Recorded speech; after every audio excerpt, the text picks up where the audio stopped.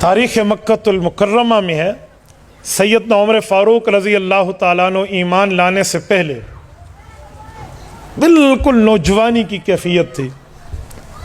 قافلے کے ساتھ ملک شام کا سفر کیا، بیت المقدس بھی گئے. قافلے اکٹھے چلتے تھے، ایک جگہ قافلے سے بچھڑ گئے تو فلسطین میں مسجد اقصیٰ کے ساتھ یوں ٹیک لگا کر حضرت عمر بیٹھے ہیں، ٹیک لگائی ہوئی ہے اور اپنے قافلے کی تلاش میں ہیں کہ وہ اپنا قافلہ نہیں مل رہا، تجارتی قافلہ. اسی اثناء میں ایک نوجوان آتا ہے، حضرت عمر کے سامنے یوں ٹھہرتا ہے. اس کے ساتھ بھی ایک دو بندے ہیں، وہ یوں تھوڑا نظارہ دیتا ہے، یوں نقش نین کو دیکھتا ہے، غور کر کے پوچھتا ہے آپ خطاب کے بیٹے عمر ہیں؟ حیران ہو گئے. میں مکہ مکرمہ کا باسی، بنو عدی کا نوجوان، اور یہ اتنے دور مسجد اقصیٰ، فلسطین، بیت المقدس، جہاں تہذیب و تمدن اور ثقافت بھی بدل جاتی ہے ایک دوسرے ملک میں جا کر. کہا جی ہاں، میری مہمانی قبول کرو گے؟ بھائی آپ کیا مہمانی کی بات کر رہے ہیں، میں اپنی پریشانی میں بیٹھا ہوں. کیا پریشانی ہے آپ کو؟ میرا قافلہ مجھ سے بچھڑ گیا ہے، میں اپنے قافلے سے دور ہو چکا ہوں، میں نے اپنے قافلے کے پاس پہنچنا ہے. کون سا قافلہ تھا آپ کا؟ نشانیاں دی. کہا جی ہاں، وہ قافلہ تو نکل چکا ہے، میں اسے دیکھ چکا ہوں. تو کہا بس یہ مہمانی کر لے، مجھے اس قافلے تک پہنچا دے. کہا میرے پاس ابلک نسل کا بہترین تیز ترین سری گھوڑا ہے، تمہیں اس گھوڑے پہ بٹھا کے چھوڑا ہوں گا، لیکن شرط ہے میری دعوت قبول کرو گے.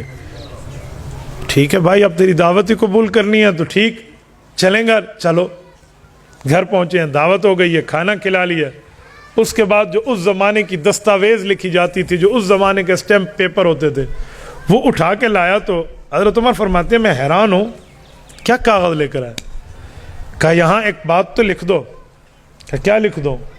کہ جب تو اس علاقے کا حکمران بنے گا تو میری زمین پر ٹیکس نہیں لگائے گا. بھائی کیا مذاق کرتا ہے.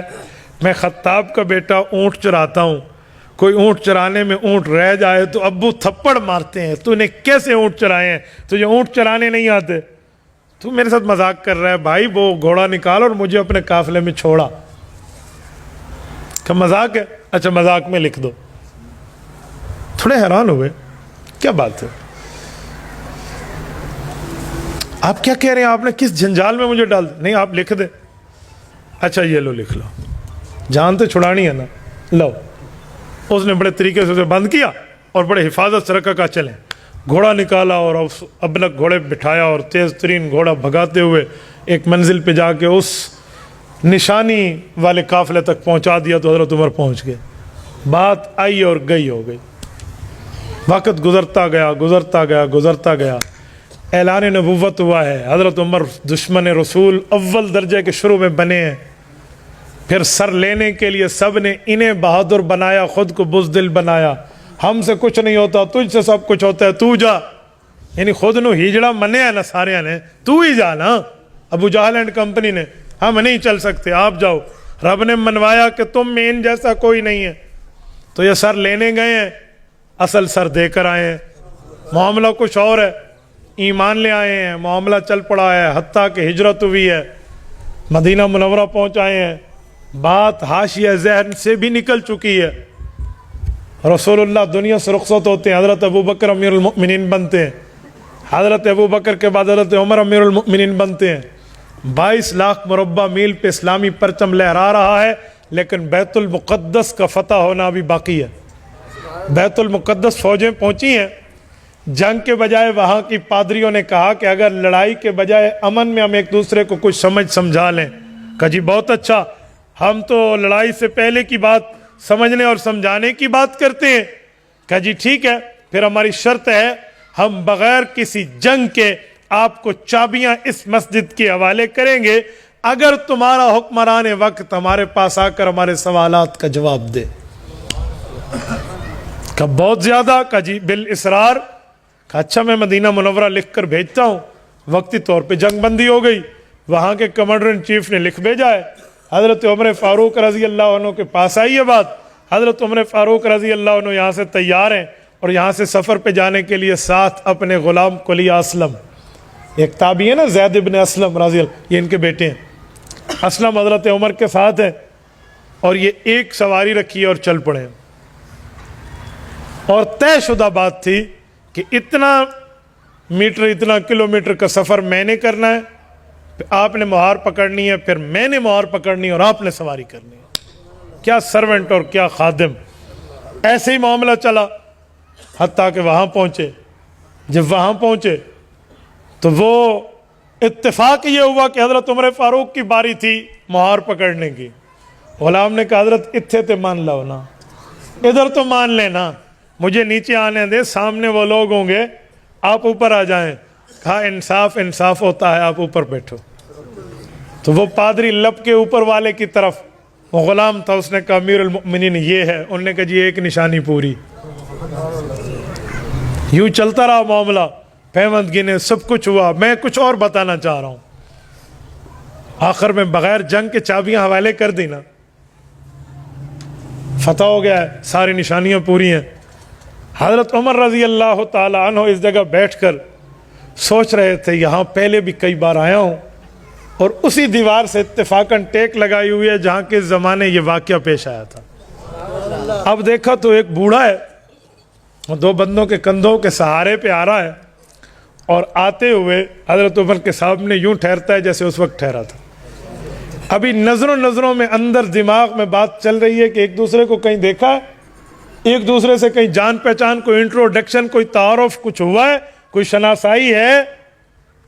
وہ شخص وہی سوال کرتے ہیں آپ عمر ہیں نا؟ یہ آواز بھی میرے ذہن میں کسی زمانے میں گونجی تھی، یہ اندر بات چل رہی ہے۔ آپ خطاب کے بیٹے ہیں نا؟ یہ بھی مجھ سے پوچھا گیا تھا، کہاں تھا، کیا معاملہ تھا؟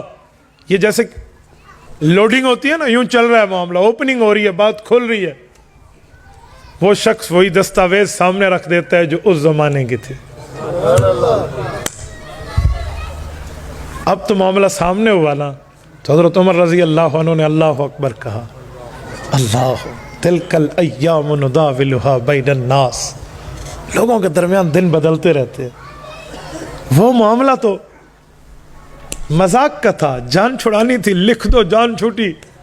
اب تو عمر کا انصاف چلے گا، جس کے ایک کوڑے پہ مدینے کی زمین کا زلزلہ رکتا ہے، یہ نا انصافی کرے گا؟ اور جس کی آواز ساریہ بن زنیم رضی اللہ عنہ تک حوالے جاتی ہے، جس کے ایک خط پہ دریائے نیل چلتا ہے اور قیامت تک چلتا رہے گا، جس کی چادر کے ڈر سے ہررا کی آگ بجھ جاتی ہے، یہاں نا انصافی کا تصور۔ اب وہ کہہ رہے وعدہ پورا کریں۔ صحابہ کی شورا میں بات رکھی گئی کہ امیر المؤمنین وعدہ کو وفا کیا جائے۔ فیصلہ ہوا، ادھر وعدے کی وفا کی بات ہوئی ہے، اور ادھر بوڑھا جیسے انتظار میں ہو، کہا جی مجھے کلمہ پڑھا لیں، اور یہ ساری زمین جو آپ نے میرے لیے معاف کیا نا، یہ اسلام کے حوالے کر رہا ہوں۔ بوڑھے میاں معاملہ کیا تھا؟